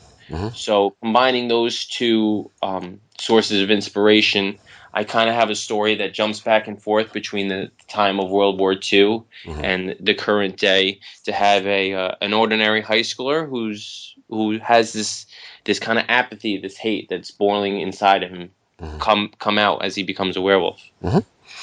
Well, another thing I liked about the differences between this story and, say, on the first one was told from third person. This one is told from first person. We are looking at he's describing what's happening to him from his point of view. Yeah, another way I tried to mix it up to create a total package with one book is to give the reader a different feel. So what about, as far as like the characters and stuff go, because they felt really real to me. Were they based on people you know? Greg, Eric, all these people? Were they imagination birthed, or are they people that you knew that you kind of employed in this circumstance? Interesting question. I would say in some of my stories, yes, real characters are inspired by real people. In this one, not so much. They're actually kind of just imaginary characters that I made up. But that said, you can't help but put your own experiences in relationship with people that bleed through subconsciously. So there might be some real people thrown in there, but for the most part, I didn't have anybody in particular in mind when coming up with these fellows. Because I always like to tell the story that I got to talk to David Peterson, and I asked him about Mouse Guard. I said, these characters based on like the Knights of the Round Table? Who are these people? And he said, oh, these are me and my friends. I know these people. I can tell what they're going to do, and so it's not very difficult for me to figure out what they're going to do in these different circumstances. And I was really kind of flummoxed by that. I kind of figured that these were like some sort of classic characters that he was doing. But it's actually not a bad way to write a story. Just have them based on real people, and then think, what would Joe do in this situation? So yeah, it's kind of funny that happened. Ever since then, I've always looked at stories a little differently since he answered that question that way. So that's why I had to ask you. I wanted to know, were these friends of yours? Were these just... No, in this instance, no. I've never had a friend that turned into a werewolf, so... Okay, now another thing you do in that latter story that I really like is, and some people probably just go nuts on it, but I happen to really like it, is the use of different typefaces. Yes, that was a big push when I was working with the publisher. I was like, I need to have them in different fonts or different a different way to differentiate between his his werewolf voice and his normal voice. Which is great. I mean, you get a sense of what's happening. And again, use the same circumstances where if you end a chapter, then you put like a white space so that we can get at the top of the page for the next time, which I like. I think all that kind of stuff is that's readability is something that people don't take into consideration very often, and it's something that's so important because I had this friend of mine. He wrote a story. We were trying to write like a Trek fan film. Is what we were doing, and we were our own little ship. And he talked about a week. The name of the thing was A Week on This Ship. And it took about a week to read the story. That was the hard part of it. And see, things like you're doing, you're employing, are things that would have made that story a lot easier to get through. Yeah, I was talking to some people, and they said, you can't do that. That goes against everything that writers are supposed to do. Writers are supposed to use their skill to differentiate between voices, and it's supposed to come through in the writing. I was like, but I don't want to do that. I want it to be blatantly obvious that there's two different voices inside this person that are battling to come out, and I want to make it as blatantly obvious as possible. But you have all these tools at your disposal. Why not use them? Yeah. So I don't understand that. I can never figure why you have to do that. Because even a good justification for this looks like in the recent Batman comics, where Scott Snyder was writing the Joker. Whenever the Joker spoke, his text looked different from everybody else's. And I just thought that made him something different from all the rest of us in there. And I had the same thing when I read your story. When things were going on, you can really kind of tell when things are shifting because the font's changing. And in that way, you're using the text to do almost a visual representation of what's going on. I think that's why I'm a big fan of comics in general, is that there's so many different ways to play around with the medium, in that you can do so many different things to tell your story in an out of the box kind of way. And I know we had talked about Modern Testament in the last podcast, our last conversation, and in the volume 3 coming up, I do have a story where I'm pretty proud of, where I do kind of push the envelope in a little bit as far as what's traditionally done in comics and what's not, which I hope you enjoy when it comes out. Oh, I can't wait. I'm dying to see that. I've enjoyed Modern Testament very much. I've seen both the first and the second. Before we get to that, let's talk about how do people get this collection? This book? Yeah. It's available on Amazon now. Okay. You can the name of the stories are in Skin Deep and Ordinary Monsters. You can search those two stories, and it should pop up on Amazon. And as we mentioned, it's available both in Kindle and print. And the print version is something I'm particularly proud of, because it is a double-sided book. You could read one and then you're done, and you could flip it over and read the other. So it's definitely unique. Great. So I'm glad to hear that, because I think variety, as I always like to say, is something I look forward to, and to see this kind of variety in the storytelling is very encouraging to somebody who's used to same old a lot of the time. So really like that. So that's now available. Why don't we talk about Modern Testament and where you are with that? You've already talked about the fact that the volume 3 is in the works. How far is that going along? How soon do you expect volume 3 to be available? Volume 3 currently has a release date of December. Okay. So you're knee deep in it right now. Oh, yep. And Volume 4 does not have a release date, but it is in production. And I believe that will be the last volume of the last traditional or official volume of the series. Okay, but you could always do little stories here and there if you wanted to. That's the great thing about shorts, is that you can always just bust one out if you get the urge to. Well, Frank, you're doing great stuff. I highly encourage people, if you haven't been reading this stuff, please go ahead and do it. And I think, if I remember, it's Insane Comics that has Modern Testament. Insane Comics is publishes Modern Testament. Burning Willow Press is the indie horror publisher that does Skin Deep and Ordinary Monsters. So if we want to keep up with you, Frank, how do we do that? Is that like Facebook? What's the way to keep up with you? You can check out my author page on Facebook, which is facebook.com/FrankMartinWriter. And I'm on Twitter, and my handle is @FrankTheWriter. Great, Frank. Well, I've enjoyed your stuff, and again, I highly recommend, if you haven't read this stuff, dive in, because I think you're going to get a different experience than what you've had before, which I always love. And I'm looking forward to more stuff. When that third volume comes up, boy, I got to get me a copy of that. So I'm looking forward to that. I really enjoyed it. So keep up the great work, Frank. Just terrific. Thanks, Wayne.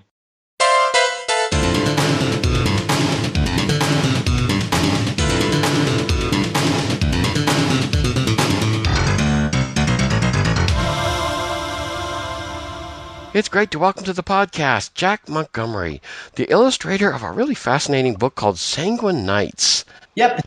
Talk to me a little bit about the fact that I always get a kick out of the fact that in comics, knights or night are always prefaced by a different word, like it's Black Knight or Atomic Knights or stuff like that. Your book, and of course, you're the illustrator. I'm not exactly sure how much input you had on the story and everything. But why don't you talk a little bit about how Sanguine Nights came to be?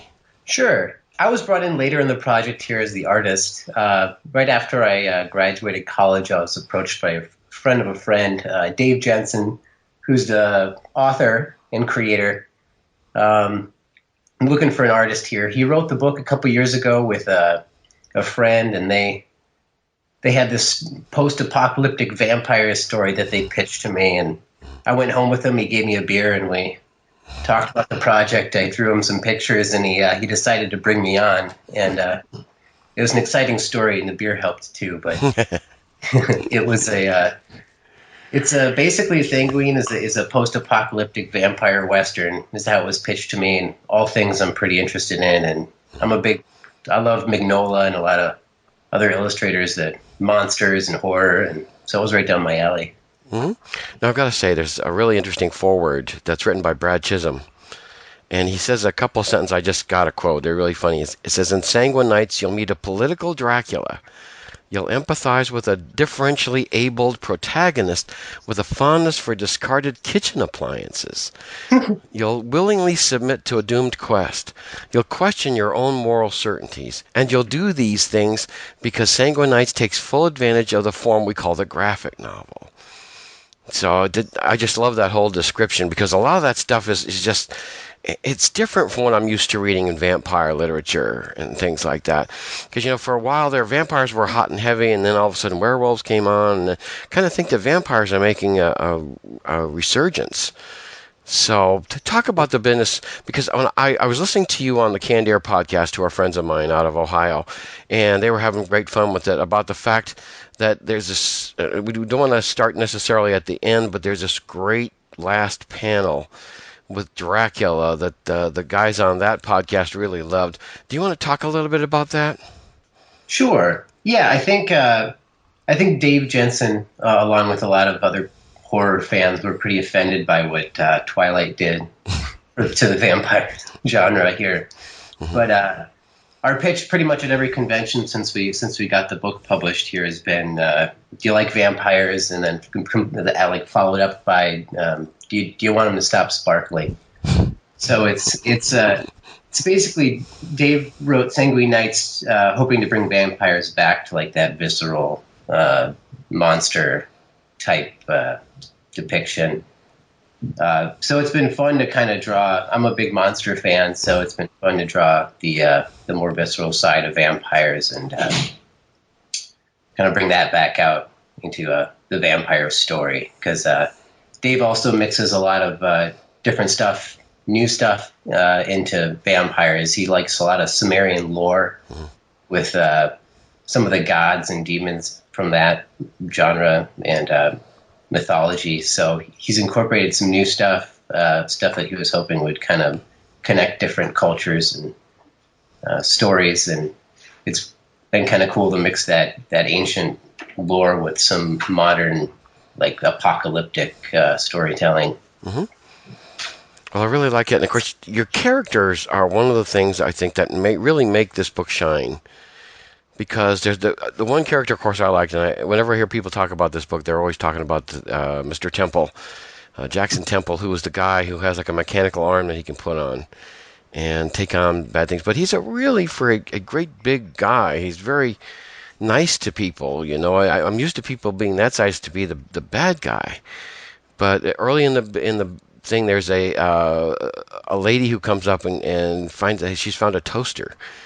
and he's trying to find some way to help her and give her money for that. And so he's kind of shopping it around to other people that he knows.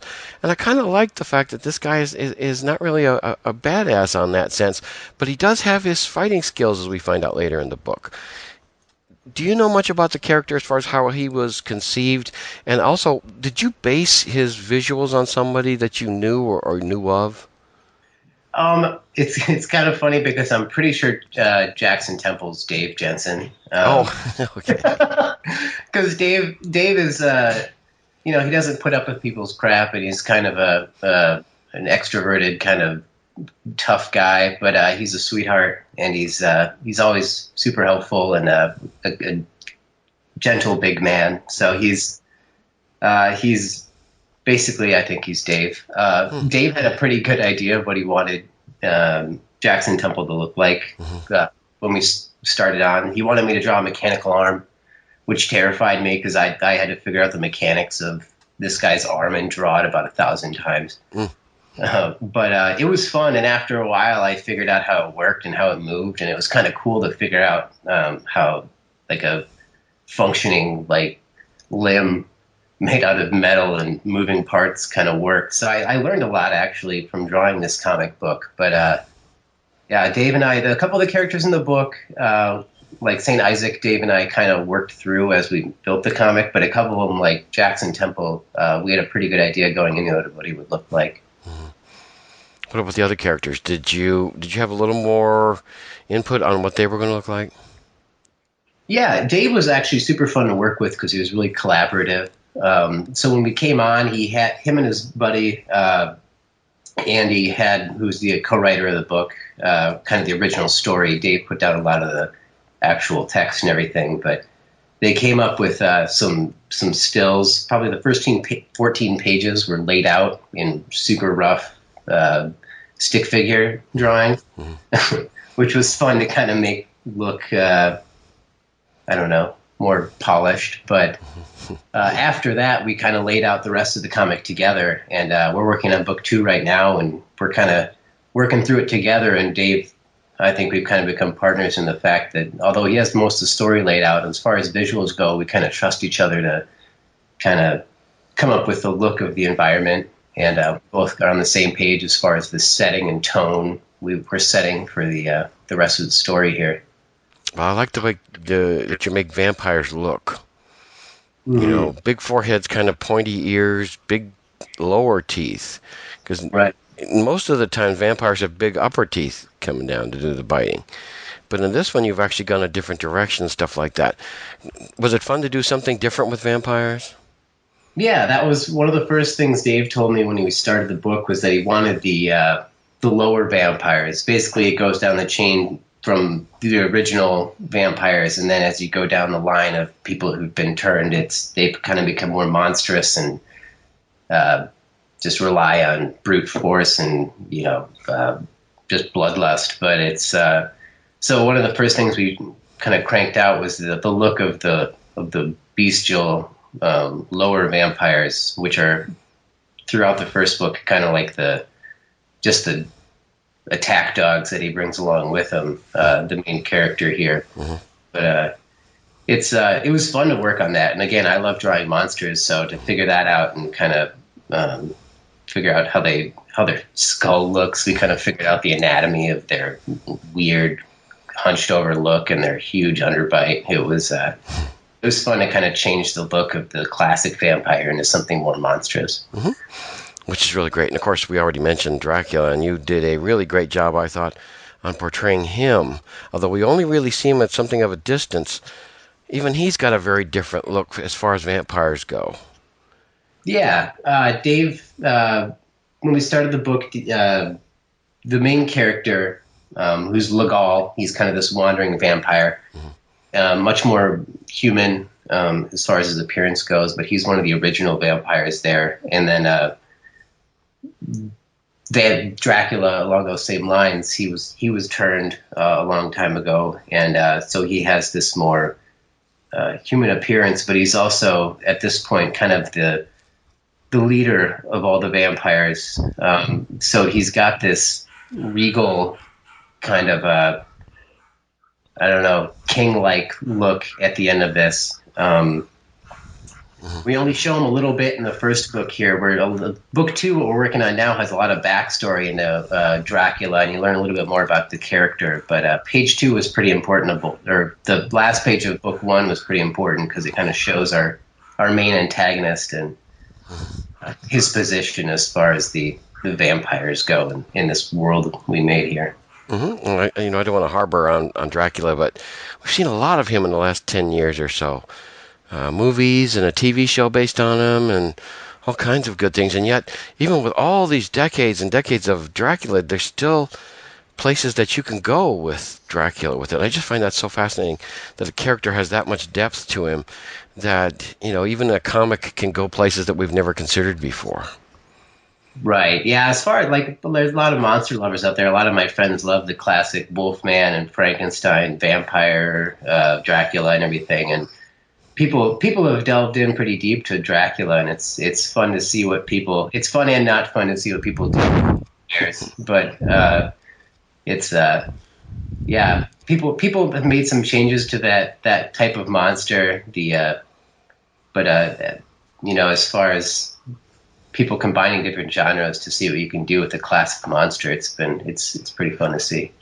Now, I'm going to ask you, of course, you're listed as the illustrator, so did you do all the coloring and the lettering and the drawing and stuff for this book?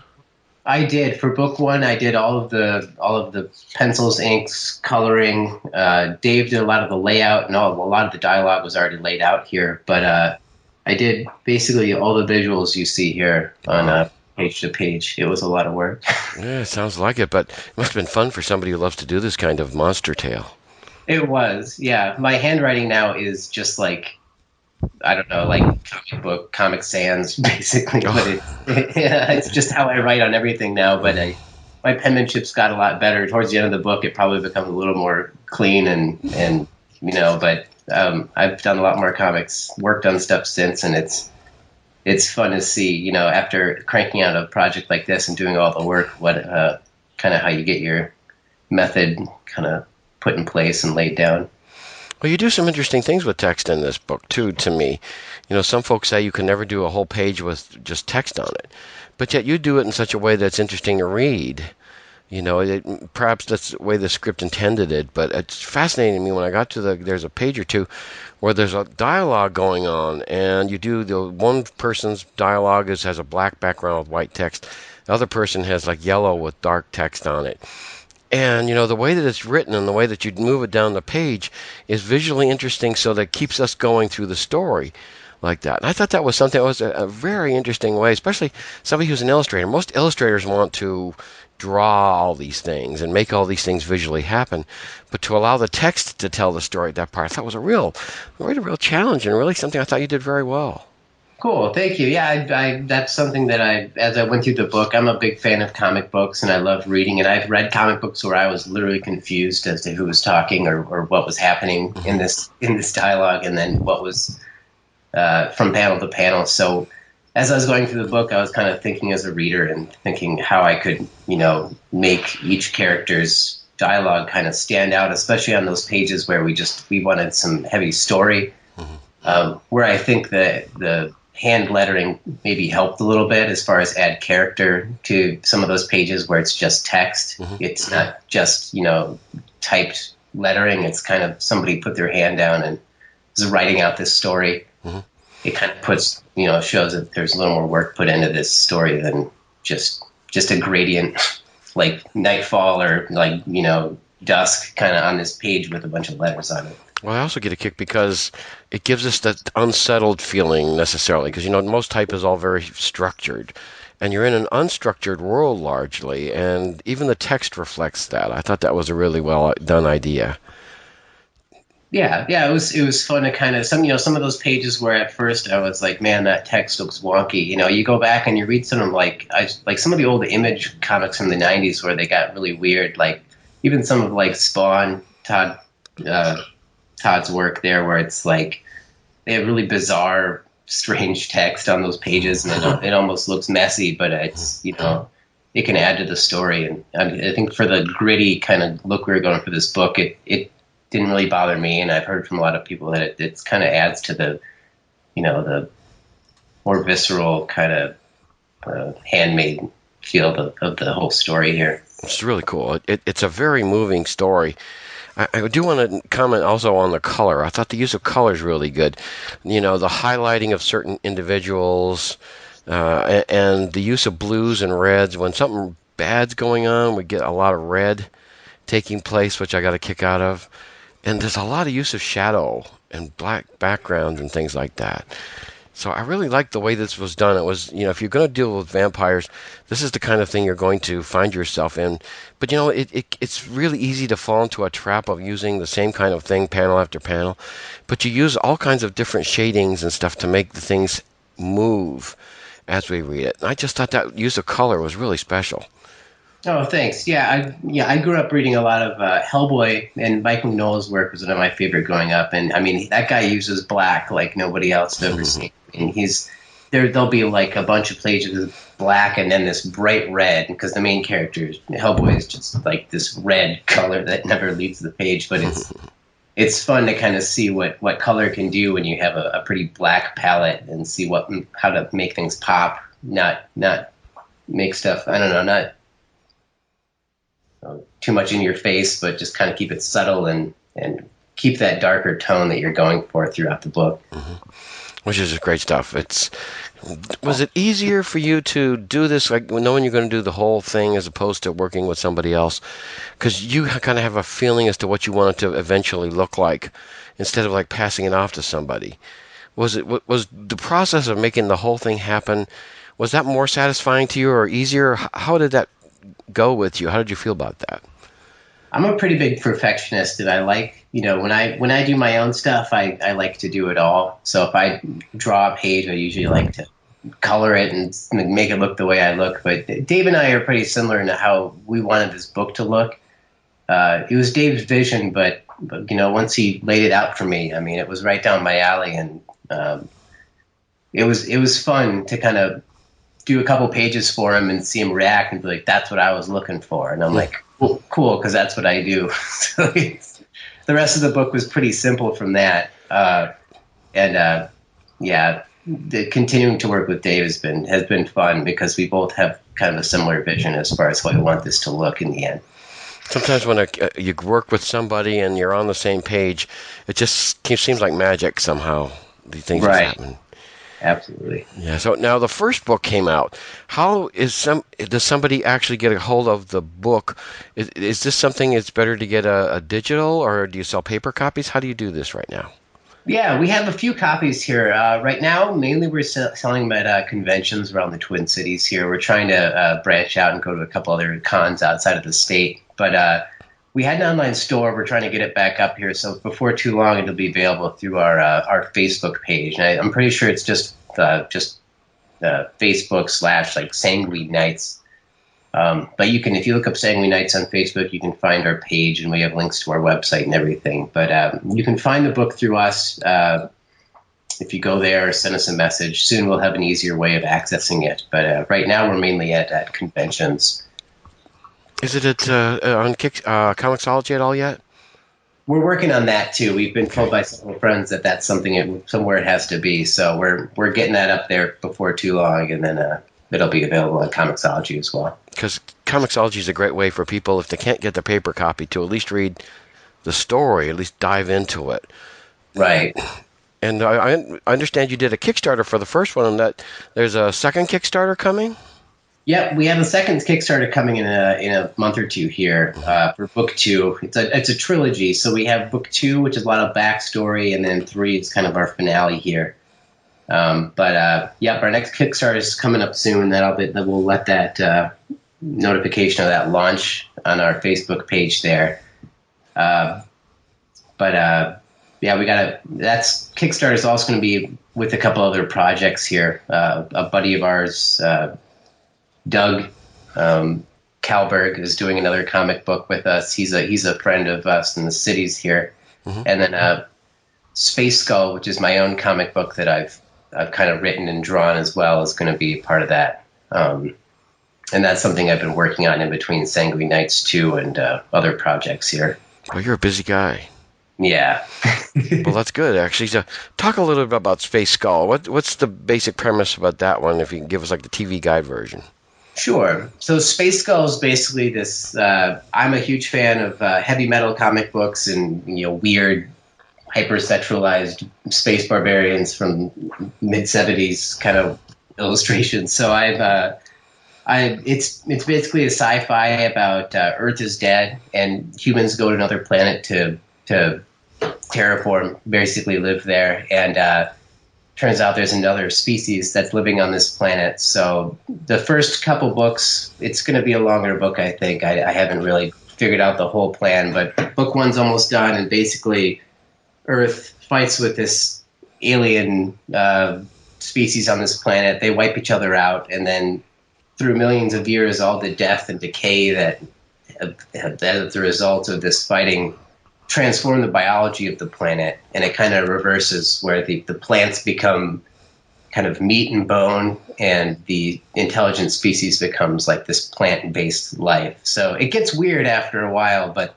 the book one is kind of the leading up to the biological transformation of this planet. Okay, so you're laying the groundwork. Exactly. Yeah. So the first couple books will probably be pretty brutal, and then after that, it'll be this super strange sci-fi of meat plants. I heard you once in this other podcast I was listening to, it describes like you like the strange and the weird. I do. And that's the kind of thing that we can look forward to in your good stuff. Anything else besides Space Skulls that's coming our way from you? I got a couple other smaller projects, but nothing so big. Those are my two big ones right now. For the next couple months, probably start letting people know either on our Sanguine Nights about other projects. But Sanguine and Space Skull are the big ones coming, and we're just focusing on getting those guys out there. Really cool, really cool. So we'll keep our ear to the ground for the Kickstarter to hit before long. Do you think that's going to hit before the end of the year, or do you think by the beginning of next year? It may hit before the end of the year, but I would shoot probably for more early next year. Okay, so now's the perfect time for people to get the first book. Exactly. And get ready to dive into the second one. So that's the ways to do it. Do you know any conventions that are coming up that you guys are going to be attending? As far as this point goes, I know that both Dave and I wanted to kind of get the book further along and get this Kickstarter going before we head out to two more. So while the winter is kind of a dry spell here, we're SpringCon's our big guy early next year, 2017. SpringCon's over in the state fairgrounds here in Minneapolis. So that's the next big one we're going to, and then I think once we get with that out, we're going to try to make it out to Chicago and a couple other states bordering us here in the Midwest. But SpringCon, that's what we're shooting for. Okay, very cool. Because there's like C2E2, and there's also Chicago Comic-Con, all those kinds of good things. And I kind of think this book would really do a land office business in those kind of places. Because, horror stories go over big in larger cities, it seems to me. So I think you guys should think about that, because that's a good place to put this book. Absolutely, yeah. We have Dave and some of his buddies have always gone out to C2E2, and that's definitely something we're looking forward to. So that's something we're going to shoot for in the next year or two. Very good, Jack. Well, man, it's great stuff, and it's good talking with you. And I'll have to talk with you again when other things start to percolate, too, because it's a lot of good things. When I got to read Sanguine Nights, and I do highly recommend it, it's really something different. If you want to read a vampire story that's still human and yet different from whatever you've read before, it's really great. I love, like you talked about, the structure within the vampire society. I like that. Reminds me of Deep Space Nine, where they had within the enemy forces all had these layers to them. And so I always enjoyed that, and I like that about this book too. I think that's a great thing, because you're never exactly sure what you're going to bump into and how they're going to react within that. Absolutely. So it's very cool. So I really like that a lot, Jack. So keep up the great work, man, and I hope to get to talk with you soon. And I can't wait to see issue number 2 when Sanguine Nights number comes out. And we'll have to promote the Kickstarter when it comes around, because I'd like to see more of these good things. I love something different. Great. Well, we'll let you know, Wayne. Thanks a lot.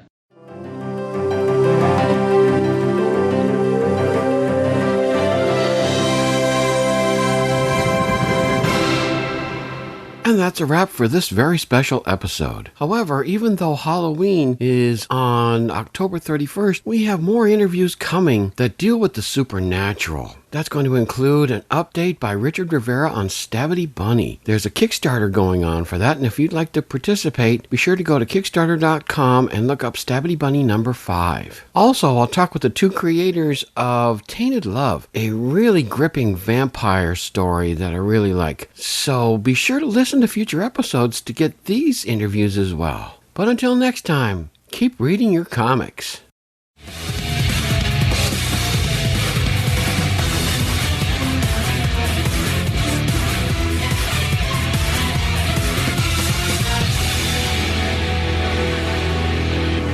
What's that? Oh, the tumbler? Oh, you wouldn't be interested in that. This baby works just fine. So what do you think? Does it come in black?